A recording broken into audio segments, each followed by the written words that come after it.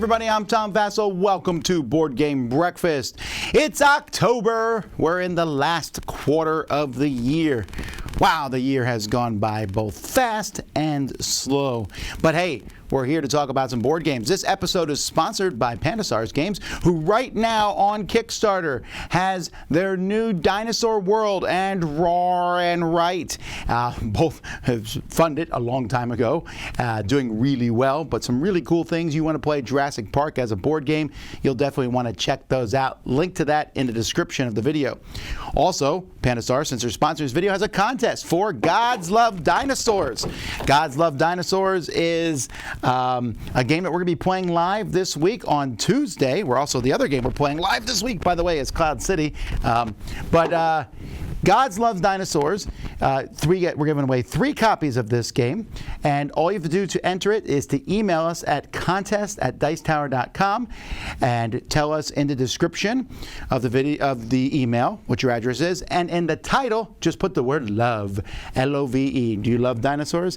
I love dinosaurs. Gods love dinosaurs. So 3 copies of that. All right. Well, I'm getting ready to go. Are you ready for this episode to start? So am I. Here we go.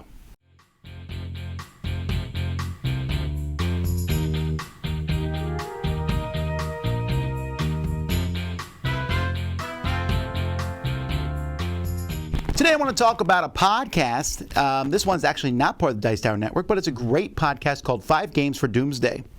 Now, people constantly ask me, it's usually deserted island question in the sense of, hey, if you were stuck on an island with 5 games, what would you pick? And I'm like, I would pick the top 5 games of all time. That's what I would pick.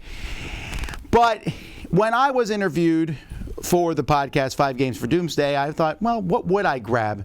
Maybe I would grab something that was nostalgic to me, whatever. And so I did that. I was interviewed in this podcast. So was Eric Summer, and there's many other people. This is a really good podcast. And what the podcaster does is when he talks to the different people and interview them, he's an amazing interviewer. He'll ask them about their 5 games that they're bringing with them, but then he asks them other questions, and you learn a lot about that person. I do a lot of interviews. I get asked a lot of the same questions. This one felt different, and I was fascinated. And I listened to Eric Summers because he's my co-host on the Dice Tower, and yet I learned things about him I didn't know through this podcast. So we'll put a link to that in the description below. But it's a really excellent podcast where you can learn about different people in the board game industry and the 5 games that they would take with them on Doomsday, but even more than that. Definitely worth checking out. Hi, everybody. Hello, we are Ryan and Bethany. From Ryan and Bethany Board Game Reviews. And today we're talking about Techlandia. All right, guys, before we talk about Techlandia, I want your help. I am looking for any type of app, some fitness app, but specifically something that can help me with resistance training or lifting. I've gotten really out of the practice, and whatever is something that you recommend that you really like that helps, but also, doesn't awaken Cthulhu. Speaking of tech companies that awaken Cthulhu, have you ever thought that a lot of tech companies are really act like cults? I have. And in Techlandia, it's just proof, right? So there's this tech company who's creating this new phone that's basically a mind control device. It's going to essentially awaken Cthulhu is what it boils down to. And we are just humble tech bloggers who's trying to figure out the mystery. So the theme behind this game is very plucky, very, millennial-y, lots of buzzwords, very funny. You're a millennial. He's a millennial. By definition, so, only. I thought this game was really fun and really funny when you kind of just immersed yourself into this game. I mean, I laughed a lot more than I was anticipating to while I was playing this game. And I think that helped when we were just reading all the flavor text and we were really just playing it up for what it was.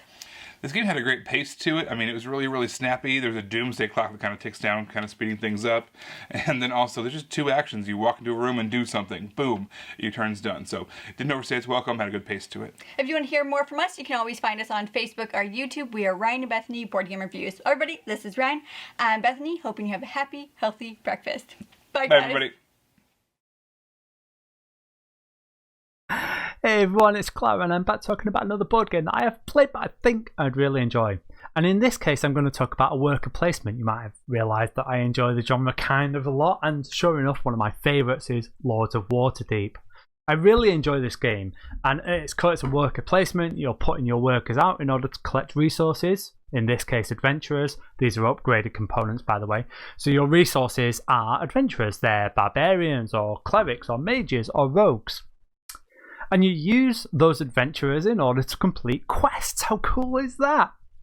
Except completing a quest is just, I have enough adventurers to complete this quest. You do it at the end of your go. It's a little sub-action. You put your resources back and you gain your points. That's it.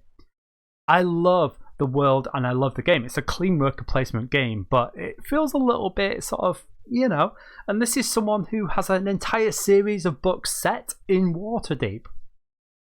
I'd like a little bit more out of my quest completion, and so I look at Raiders of the North Sea, and that's exactly what I can see. You have to take a full action in order to complete a quest, and in this case, completing a quest is pillaging. Don't think about the theme too much. You send your boat out, you spend your resources, and you roll a die. You don't automatically succeed. There's a little bit of excitement, and it's a full action to complete a quest. So you don't just get resources, but you can also complete these quests. And even gaining resources has a little bit of a unique mechanism to it. You put a worker out, gain that resource, but you also take one of your workers back at the same time and gain that resource from the area they're at too. That's cool. So yeah, even though I love Waterdeep and Forgotten Realms, I think that I probably enjoy Raiders of the North Sea more. I'm curious what you think. Please let me know. Until next time, bye!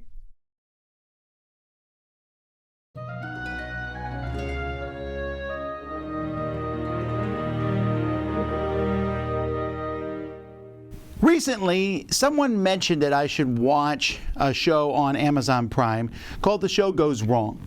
And I thought, it looks interesting. I gave this one a whirl. It's from the UK. It's a 6-episode, 30-minute series based on The Play Goes Wrong, which was obviously a popular play that had been going around. Now, The Show Goes Wrong, the premise of this is each week, this group of actors is putting on a play in front of a live audience, and anything that could conceivably goes wrong. From the set people who build the set building it incorrectly to props not working and or being missing and or being switched, combining this with the actors being very bad. One of them is overacting ham. Another one can never remember their lines. Another one is distracted by the audience. Mixing that together to make a very, very strong slapstick comedy. Now, I think not only is this definitely for me the most laugh out loud moments I've ever had in any TV show, it's one of my favorite shows I've ever watched. I'm a big fan of slapstick comedy. I certainly saw, I read a review somewhere where they said slapstick comedy is archaic, and I thought, in our crazy world today, sometimes seeing someone fall off a ladder is just what I need. But also, this worked so well. I watched the first episode, went and showed it to my wife. She enjoyed it. Then I showed it to my kids. Now, I forced my kids to watch the first one, and they were like, "Woo." And by the time we were done watching all 6, they were begging to watch them. Now, it's rated PG, England PG. In the one episode, there was some innuendo that went over my son's head completely, but he loved it. He loved watching people fall down, get pied in the face, whatever it might be.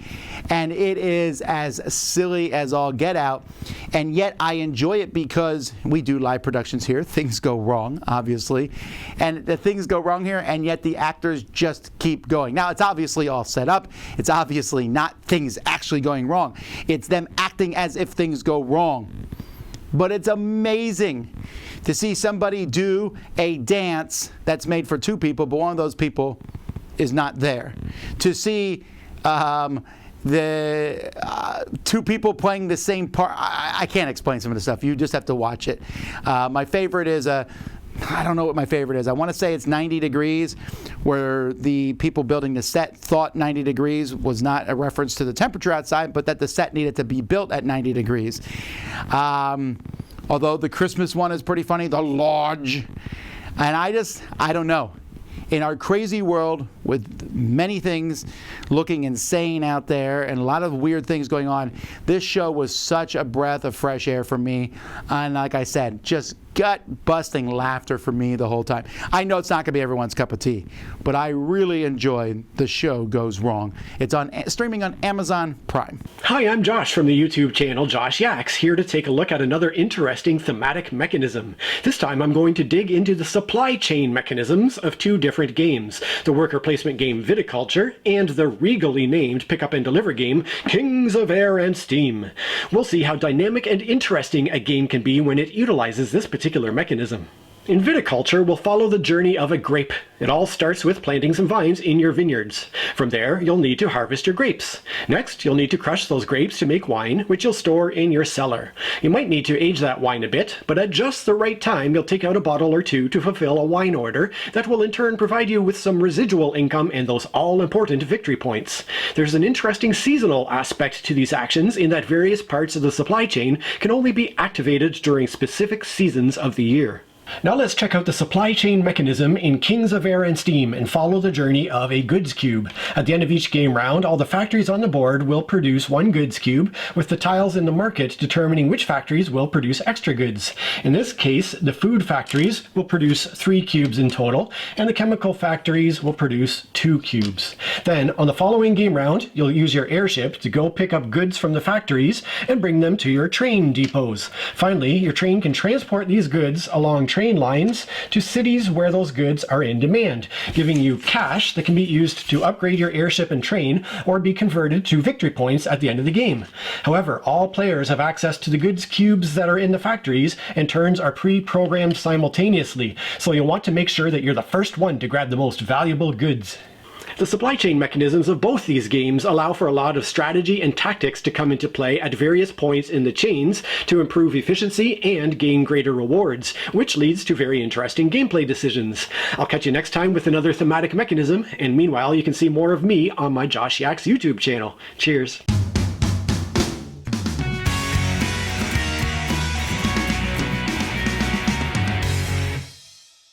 Hey there everyone, it's Jen, the board game librarian, flipping some pages and pushing some cubes with my segment From the Page to the Table, where I pair a book and a board game together that share a common theme. As always, I'm going to start off with my book first, and that is Cleopatra's Daughter by Michelle Moran. So in this book, we have Cleopatra's daughter, Selene, after her mother commits suicide and Rome and ancient Egypt are taken over. You know, we have a Rome that's kind of trying to figure out what's going on, and lots of changes are happening. So we have a young woman here who's really trying to figure out who she is and how she fits into Roman society and where her place is. It's a Rome that's rebuilding itself. So I'm just leaving clues in all my segments these past few weeks, and I'm going to put it with it. Rome and Roll, David Tercey, Nick Shaw, PSC Games, 1 to 4 players, 60 to 90 minutes, ages 14 and up. So Rome and Roll is a roll and write game where you are rebuilding Rome in the time of Nero, and there's a lot of different things going on. You are sending out legions, you are rebuilding roads, you are actually rebuilding Rome with your with actions.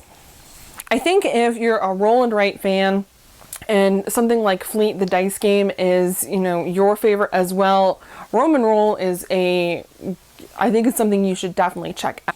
That's all for this week. As a reminder, be sure to check out my new YouTube channel, The Literary Gamers. I'm so punny over here. Where a mild-mannered librarian and her mild-mannered writer husband team up together to talk about books, board games, and anything else under the sun. Happy breakfast!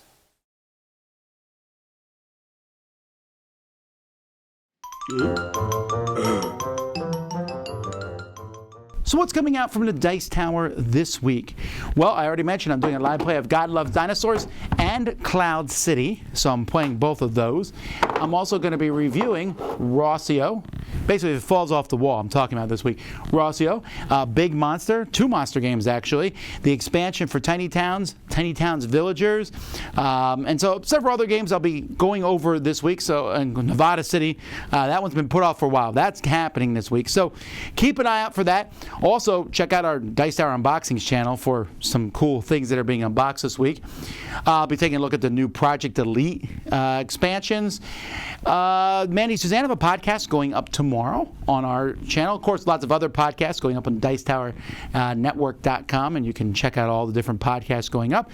I'll be doing my top 10 blind bidding games, some more werewolf games. So a lot of cool things coming your way. Stay tuned. Mostly, again, Thursday, be playing Cloud City, and Tuesday, Gods Love Dinosaurs. Hey everyone, I'm Anna Maria from Girls Game Shelf, and today I want to talk about online gaming. Now, a lot of us have had to move to the virtual tabletop because of the current situation, and I'm finding that the experience, while at first it was a little frustrating, I'm starting to enjoy it more and more. And specifically, I'm finding that for certain games or for certain times that I play, I'm maybe enjoying it just as much as actually playing on the tabletop. So I wanted to talk about 3 games that I'm enjoying in the virtual space and why I'm enjoying each of them in that space. Cartographers is first on my list, and it kind of seems probably a little funny that a roll and write is on my list of games that I like using on virtual tabletop. But the reason is sometimes I don't always want to drag out a piece of paper and spend it because maybe I'm playing solo or I'm playing with a larger group. So having it as a virtual tabletop game allows me to just pull it up on the computer, pull the tiles individually from bags instead of coloring it in, and then when everything's done I can shut it down and I don't have anything to put in the recycles or pencils to put up. Next up is The Gallerist. This happens to be probably my #1 favorite game of all time, and I will bring this to the tabletop anytime I can. Lately, that has not been that often. But that's not the major reason why I like this in the virtual tabletop. Now, I do enjoy the ability to get to play with more than just one other person, but The Gallerist takes a long time to set up. The last time we got to play this game, I think it took us 35 minutes to get all the bits in place. With a virtual tabletop, you just hit start and all the bits are available. And then when you're done, you just hit close and you don't have anything to put away again. And finally, there's Roll Player, and there's a pretty simple reason behind this. I'm a terrible dice roller, and if I can knock it off onto the floor, I can and will. So rolling, in addition to just having lots of pieces everywhere, there's a lot of time spent under the table hunting for pieces. With a virtual tabletop, I don't have to worry about that. I can roll the dice to my heart's content, and they're going to wind up some way, form, or how in front of me like they should. Now, to be clear, the virtual tabletop is never going to actually replace me putting a board game on the table. I love the social nature of it, and I love the tactile feel of an actual board game. But while I'm currently limited to just 2 players, it's a great way for us to get to play with other people or have an evening where we don't have to worry about putting together and breaking down a board game. So those are 3 of the games that I am enjoying in the virtual tabletop space, and I'm actually curious about a couple of things from you all. Whether or not you've tried online gaming, whether or not you like it, and what games you're finding you're having a good experience with. Drop them in the comments below, and if you like the content, head on over to Girls Game Shelf and give us a like. We'll see you soon. Bye. Hey guys, it's Deanna. Today I'm going to share with you another educational game you can play with your kids. Today's game is Sleeping Queens. Sleeping Queens is a quick and easy to play card game. At the beginning of the game, each player is dealt 5 cards. On your turn, you play a card or cards, and then draw back up to 5 cards at the end of your turn. King cards allow you to awaken 1 queen. Knight cards allow you to take another player's queen. A dragon card can counter a knight action. The sleeping potion card can put another player's queen back to sleep. A wand card can counter a sleeping potion card. During the game, if you have 2 of the same number, then you can play both of those cards during 1 turn. Also, you can create simple addition equations to play 3 cards at once. For example, if you have a 2, a 3, and a 5, then you would say 2 plus 3 equals 5 and get to play all 3 cards at once. You decide at the beginning of the game how you will determine the winner. You can play until someone reaches a specific point value or until someone awakens the target number of queens. Who's your favorite queen in Sleeping Queens? the peacock queen and the water queen. Do you like this game? Yeah, Should other people play it? yeah. I really liked it. We have really enjoyed playing Sleeping Queens. My 7-year-old and my 5-year-old especially really enjoy this game. If you're looking for a game that does some simple addition without looking like it's designed to be a math game, then this might be a really fun game for you to add to your collection. So that's gonna be it for today. I hope that you guys enjoy the rest of Board Game Breakfast, and I'll see you next time with another educational game.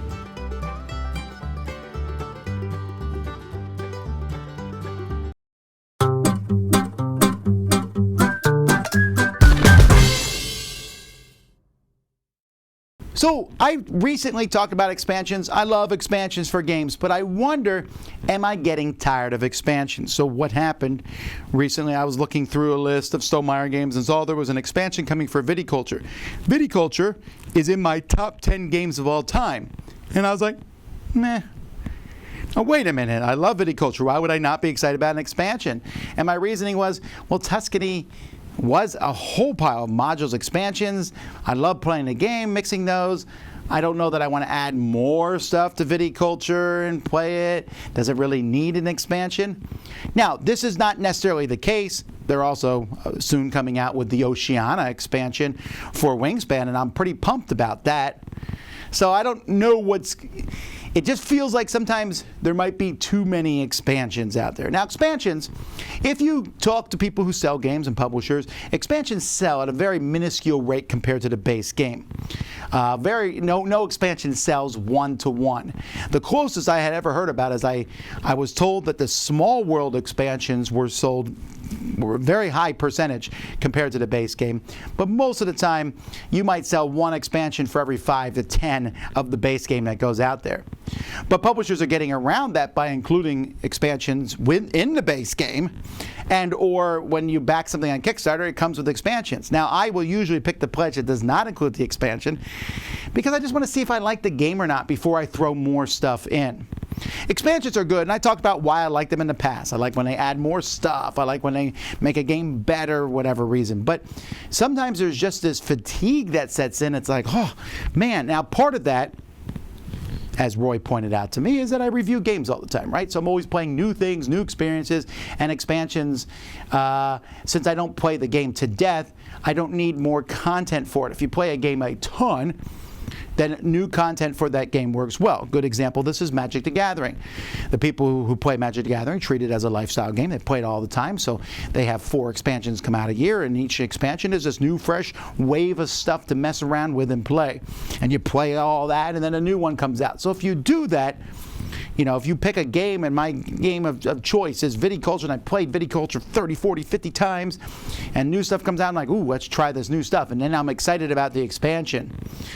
But I wonder sometimes if some of these expansions are just assuming that people just want everything that's for that game.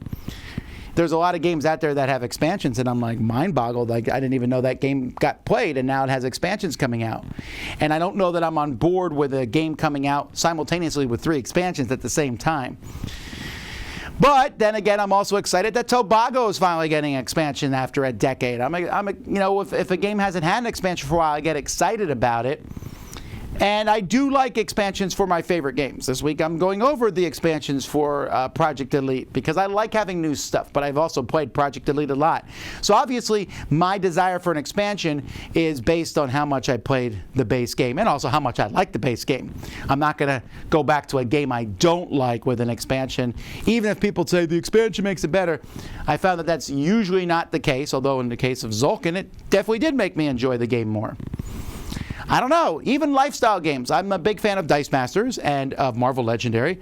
I like both those games a lot, and even those, when a new expansion comes out, I'm like, whew, isn't there enough already? Part of that is consumerism, right? More. And then part of it is, again, my job, but I'm not the only person. There's a lot of people who don't have the job of reviewing games, and they play lots of games all the time.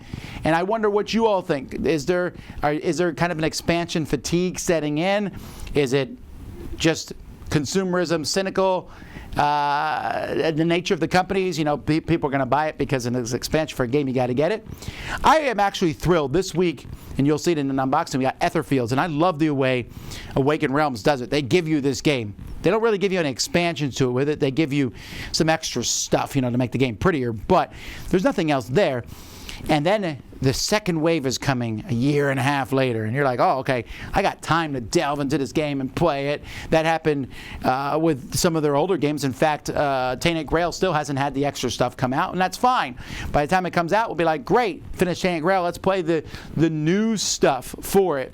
And I like that concept a lot, and I kind of hope that more companies would go that way, but more companies are doing more of the come on thing where you get the box and here's the game and here's the 45 expansions that come with it. What are your thoughts? I know that people are going to be all over the place in this, and again, I realize where I'm at on it, and I still like expansions. Expansions come out for a game I like, I'm still eager to see what that adds to the game. But I just thought maybe I'm getting a little bit of an expansion fatigue. What about you?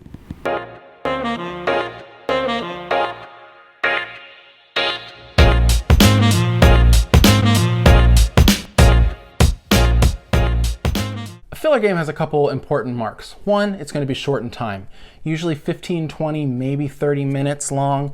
It's going to be very light. It's going to be something that has a very low barrier of entry, can be taught quickly, has low setup time, and it can be a game that you can kind of get into quickly and get out of quickly in case other people are coming and you want to play a game real quick before something else is happening. That's what a filler game is. A game like Ingenious, this is a travel edition small box. This plays about 20 minutes long. You can play this one pretty easily. You just kind of put the board on the table, draw some tiles, and go at it. A game like On Tour, this is a kind of a roll and write game. This is about 20 minutes long. Roll and write games, card games are usually really good filler games because you can, if you just shuffle them up, deal out the cards, pass out the sheets, everybody starts writing on them. Those are kind of classic marks of a filler game. That's it. Hello, my name's Dan, this is Cora, and we're here today to talk to you about Cora Quest. Yes. Cora Quest, which is our cooperative dungeon building game for kids that we've been making over the lockdown period, haven't we? These are our designer diaries. So as I said last time, we've created the game and then we play tested it, didn't we? Yeah, we. And then we found things that were a bit clunky and a bit confusing and a bit awkward, and we changed them. And one of the things we changed was the dice, wasn't it? And we made them a lot better. Made them a lot better.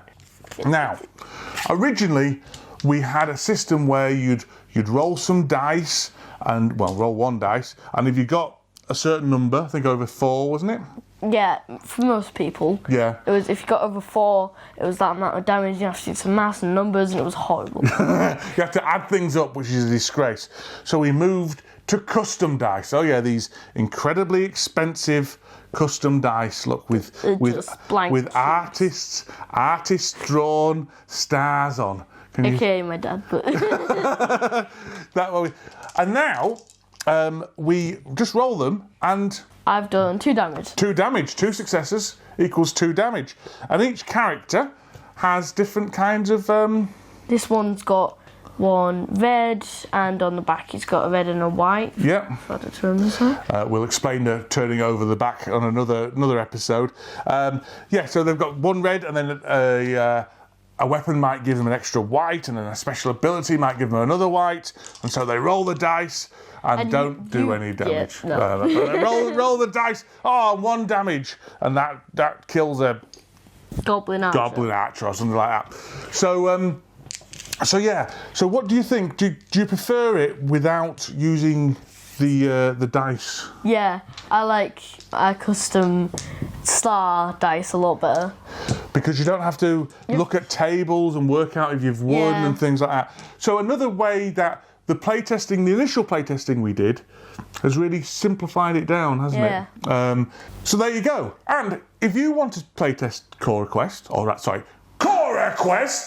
then you can do, can't they? It's on print and play with corequest.com. Hey, that's not bad. It's good marketing. Yes, it's a free print and play. Good. It's on corequest.com. You can search for Cora Quest on Board Game Geek. We've got a page there now as well. And there's also a Facebook group for Cora Quest for people who want to play test it and play it and discuss it with us. And it's all very exciting. So it's a free print and play game, and you can play it yourself for free. It's a bargain. So next time we're going to be talking... Bargain. It doesn't cost any money. Exactly. Free. It's the best kind of bargain. So next time we're going to be talking about spiders, Cora. We'll see you then. Bye-bye. And that's it for another Board Game Breakfast. Don't forget to enter our contest for God's Loves Dinosaurs. I hope you win that. Check out at the beginning of the episode for that. We have other things that you should check out too, of course. Each week we have a companion to Board Game Breakfast go out, Week in Review, where we take a look at all the videos we put out over the past week.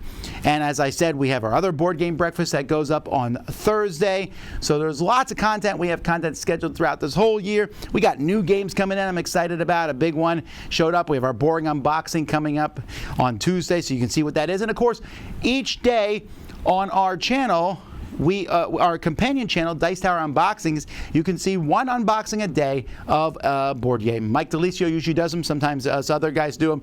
And you can see what a new game looks like. Does a fantastic job. See what's coming out in the future. Thanks so much to all my contributors who did a fantastic job as always. Thank you to you who watch us. And until next time, I'm Tom Vasel, and you've been watching Board Game Breakfast on the Dice Tower. Thanks for watching Board Game Breakfast. Tune in each week for your daily dose of gaming goodness with Tom Vasel and all the gang. Until next time, I'm Eric Summerer, and you've been watching Board Game Breakfast, a Dice Tower production.